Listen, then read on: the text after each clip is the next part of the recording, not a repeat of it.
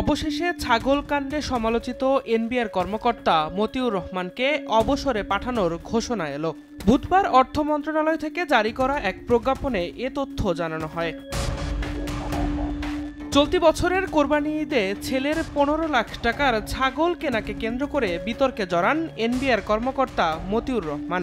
পরে ছেলেকে অস্বীকারের চেষ্টা করলে সামাজিক যোগাযোগ মাধ্যমের ব্যাপক প্রচারণার মুখে তাও ব্যর্থ হয়। এরপর একের পর এক মতিউরের বিপুল সম্পদের তথ্য উঠে আসে গণমাধ্যমে। সংবাদ প্রকাশের পর থেকেই আত্মগোপনে চলে যান তিনি। পরে এ নিয়ে মতিউরের বিরুদ্ধে মামলাও করে দুর্নীতি দমন কমিশন। তবে মজার ব্যাপার হচ্ছে, আত্মগোপনে থেকেই অবসরের আবেদন করেন মতিউর। এতে যেন অর্থ মন্ত্রণালয়ের আভ্যন্তরীণ সম্পদ বিভাগ দায় মুক্তি পায়। দ্রুত তলে তলে সব ঠিক করে প্রজ্ঞাপনের মাধ্যমে অবসরে পাঠায় তাকে। তবে মতিউর অবসরজনিত কোনো আর্থিক সুবিধা পাবেন না বলেও উল্লেখ করা হয়।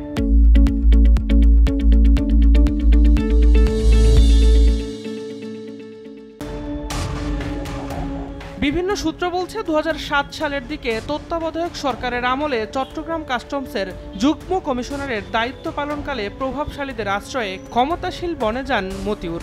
এরপর নামে বেনামে সম্পদের পাহাড় গড়ে তুলতে থাকেন।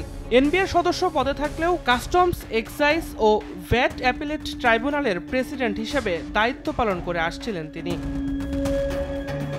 তবে এর আগে 4 বার মতিউরের বিরুদ্ধে দুর্নীতির অভিযোগ পায় দুদক। 2004 সালে হুন্ডির মাধ্যমে অর্থ পাচার, 2008 সালে বিলাসবহুল পণ্যের শুল্ক মাফ করিয়ে দেয়া, আর 2013 ও 2021 সালে দুবার তার বিরুদ্ধে অবৈধ সম্পদ অর্জনের অভিযোগ পায় দুদক। প্রতিবারই প্রভাবশালীদের ছত্রছায়ায় পার পেয়ে যান তিনি, কিন্তু সবশেষ ছাগল কাণ্ডের জালে আটকা পড়েন।